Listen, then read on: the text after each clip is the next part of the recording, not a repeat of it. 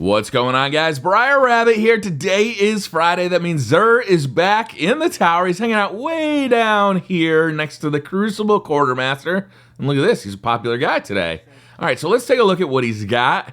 He's got mostly Year 1 stuff that's been updated for Year 2. So for the Titans, we got the Helm of Inmost Light. Not necessarily regarded as a top tier helmet for your Titan. However, the Striker Titans have really been kind of revamped with update 2.1, and I think that's going to actually add utility to the Helm of Inmost Light. So Recklessness provides death from above and Headstrong for Fist of Havoc. Headstrong, I think, is really a powerful perk now, and it's really nice to get that for free from this helmet. This one's going to take some experimentation with the new Striker Titan class, as well as the Helm of Inmost Light. It may be possible to really create some cool builds with this, but it is going to take some experimentations. For now, I would recommend picking this up. Even though in the past it hasn't been top tier, I think it's a little bit more valuable than it has been in recently. So pick this one up. For re-rolling this, I do like increased intellect. I do like increased strength. I think it's really possible to create kind of a melee heavy build on this that's constantly building your super. So that's what I would do, is I would kind of increase intellect, increase strength, and then worry about mainly getting perks over here that are going to boost the amount of super you get from getting melee kills, or charge up your melee kills faster, charge up your melee powers faster, because melee powers are much more powerful now with the Striker Titan, and the super is going to be very good using Recklessness. So that's where I would go with a Twist of Fate on this one. All right, next up for the Hunters, we got one of my Year 1 favorites, Radiant Dance Machines. This is where a sleeper hit in Year 1. The main perk on this is the dance. You move more quickly while aiming your weapon. This makes you just harder to hit in PvP. You're not going to want to use these in PvE. They're not useful in PvE much at all. In PvP, though, you're just harder to kill, and that makes these pretty damn good. If you combine these with a build that is maximum agility, plus something like the Mina Multi-Tool or any other weapon that gives you more agility, you just get faster while you're aiming down sight. So when you're strafing left, right, people just have a hard time hitting you, and that is good. You're going to win more gunfights because of this leg armor. I like these. I highly recommend them. Give them a shot at least. As far as what they come with goes, they're pretty good. Increased intellect, increased strength, that's always a good build. Sniper rifle ammo, love it. Machine gun ammo, love it again. Arc double down, solar double down, and void double down. I've actually never seen the choice between all three. I think that's actually pretty cool, and I wouldn't re-roll these. I would just leave them the way they are. All right, next, for the Warlocks, we got the Nothing Manacles, another Year 1 favorite, updated for Year 2. Scatter Charge enables tracking for scatter grenades.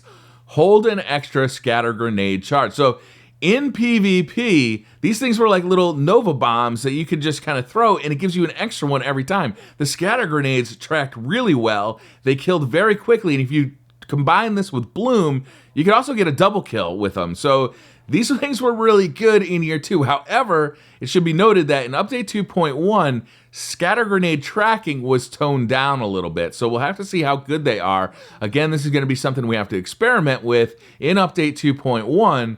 But I would definitely recommend picking them up, because if they do tend to be pretty good, you're going to want them. So get them while the getting's good.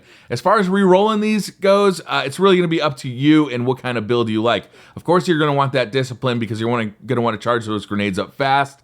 Energy projection, another good one, because you can increase the grenade throw distance. Momentum transfer, gain bonus melee energy on grenade hits.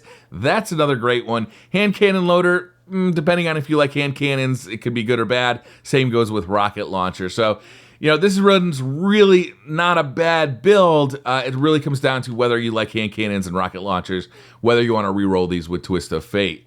All right, so next we got the Monte Carlo, another Year 1 weapon. This one, now Xbox users, a lot of Xbox users might not have this one yet. I'm not sure if it's been sold by Zer. Probably was early on in the Taken King. But this one's pretty fun. If you like to build out a kind of a melee focused build, this thing's very good for that. The Monte Carlo method.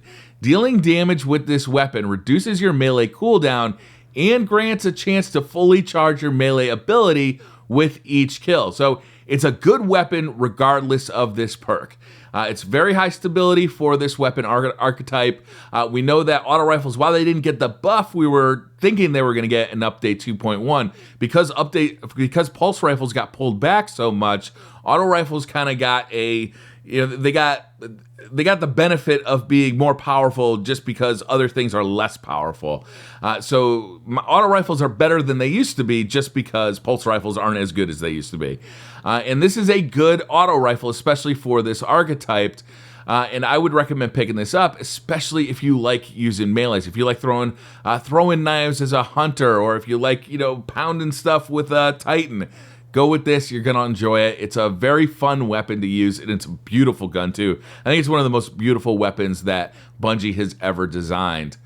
All right, so next we have the Legacy Engram. It's a primary weapon engram, so if you're looking for like a year one might a multi-tool or anything like that, if you're missing any of the primaries, you can try and get it this way.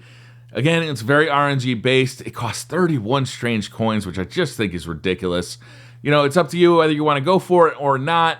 I'd probably skip it at this point. For curios, we got Emerald Coil and Void Drive, so you can upgrade your blue rare Sparrow to a legendary status and get a new color contrail. We got Heavy Ammo Synthesis. 1 strange coins buys you 3 of them. We got 3 of coins. Definitely want to pick these up. Try and get as many of those new exotics that were released with 2.1 as possible. Glass Needles to re-roll some of your exotics. And of course, you can get some Motes of Light. So that's going to do it. Possibly not the most exciting week for Xur, but a solid week. I think that the Helm of Inmost Light may have some utility. We're really going to have to experiment with this thing.